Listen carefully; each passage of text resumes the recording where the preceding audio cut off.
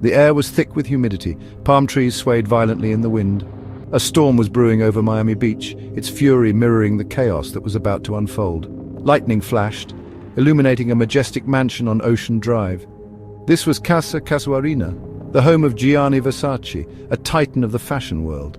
Gianni Versace was a name synonymous with glamour, a man who dressed royalty and celebrities. His designs were bold, provocative, and oozed Italian luxury. He had built an empire on beauty and extravagance, but on this stormy July morning, darkness was about to descend on his doorstep. The silence of the pre-dawn light was shattered by 2 gunshots, 2 deafening cracks that echoed through the quiet streets of South Beach. The shots were followed by screams, then silence once more. The peace of that summer morning had been irrevocably broken. The world was about to learn that Gianni Versace, the icon, the artist, was gone. Gianni Versace was born in Reggio Calabria, Italy. He was a child of the Mediterranean, its vibrant colors and rich textures woven into his very being. His mother was a dressmaker, and he learned the art of tailoring at her knee. He absorbed the traditions of Italian craftsmanship, but he yearned to break free from convention. He moved to Milan, the fashion capital of Italy, in his 20s. He began designing clothes, his talent impossible to ignore. His designs were a burst of color and energy, a celebration of the human form.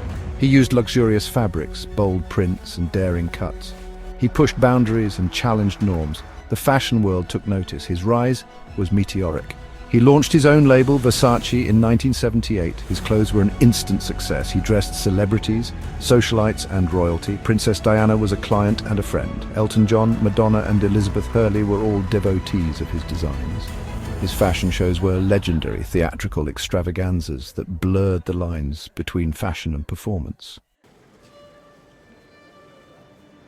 July 15th, 1997, dawned like any other summer day in Miami.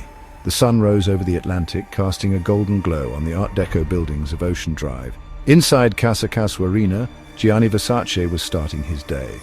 He had been for his customary morning walk, picking up magazines at the News Cafe, a popular spot on Ocean Drive. He was returning home, his arms laden with magazines, when the unthinkable happened. As he reached the steps of his mansion, a young man approached him. He was dressed casually in a baseball cap and shorts, like any other tourist strolling along Ocean Drive.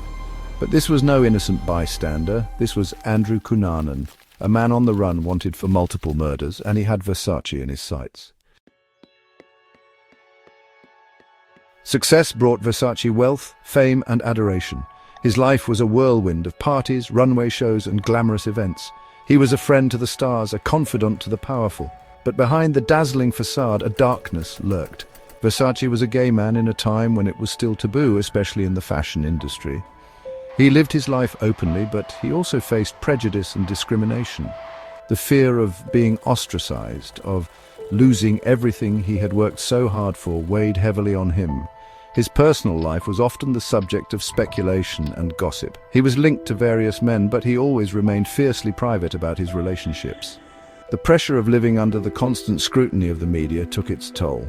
He was a man of immense talent and charm, but he was also deeply vulnerable. Section 5, the cross-country chase. Andrew Cunanan was a phantom drifting through the underbelly of America. He was a chameleon, able to blend in with any crowd. He craved attention, fantasized about fame, yet he lived in the shadows. His life was a series of cons, lies, and betrayals. He used people, discarded them, and moved on to the next target. Before Versace, there were others. Jeffrey Trail, David Madsen, Lee Miglin, William Reese, all victims in Cunanan's cross-country killing spree. Each murder was brutal, calculated, leaving a trail of blood and unanswered questions in its wake. The FBI was baffled. Cunanan seemed to choose his victims at random. There was no apparent motive, no clear connection between them. The only thing they had in common was that they had all crossed paths with Cunanan at some point. As the body count rose, so did the pressure to catch him. He was a ghost, but his crimes were all too real. What drove Andrew Cunanan to commit such horrific acts? Was it the drugs, the desperation, the desire for notoriety that fueled his murderous rampage? Or was there something more, something darker, lurking beneath the surface? Some experts believed he was a psychopath, incapable of empathy or remorse. Others pointed to a possible brain injury, a head trauma that could have triggered his violent behavior. Still, others speculated about a possible motive in Versace's murder, a theory that Cunanan was HIV positive and sought revenge against someone he perceived as having wronged him. The truth, like so much else about Cunanan, remained elusive. He was a puzzle with missing pieces, a mystery that may never be fully solved. He took his secrets to the grave, leaving behind a legacy of pain, confusion, and unanswered questions.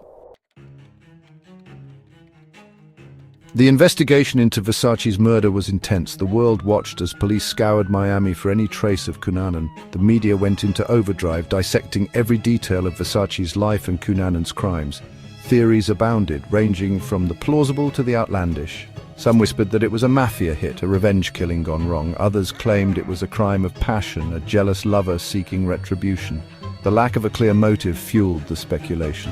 The more the authorities investigated, the deeper the mystery seemed to become. 8 days after Versace's murder, the manhunt came to an end. Cunanan was found dead inside a houseboat in Miami Beach, just a few miles from where he had killed Versace. He had shot himself, taking with him any answers he may have had. His suicide left an unsettling void, a sense that justice had been denied. The fashion world mourned the loss of Gianni Versace. He was a visionary, an artist who had changed the face of fashion. He had created a world of beauty and extravagance, a world that celebrated life and sensuality. His death was a stark reminder that even in the midst of glamour and opulence, darkness can lurk. Versace's legacy lived on through his brand, now helmed by his sister Donatella. His designs continued to grace runways and red carpets. His name remained synonymous with Italian luxury, a testament to his enduring talent and the indelible mark he left on the fashion industry.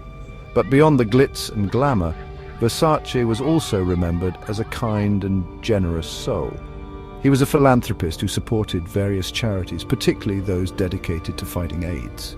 He used his platform to raise awareness about the disease, a disease that had touched his own life and that of many in the fashion world.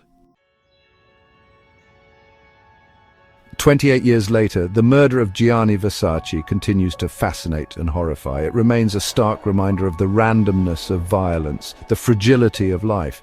Despite the passage of time, questions linger. Why Versace? Why did Cunanan target him? Was it a random act of violence, or was there something more sinister at play? The circumstances surrounding Cunanan's suicide also remain shrouded in mystery.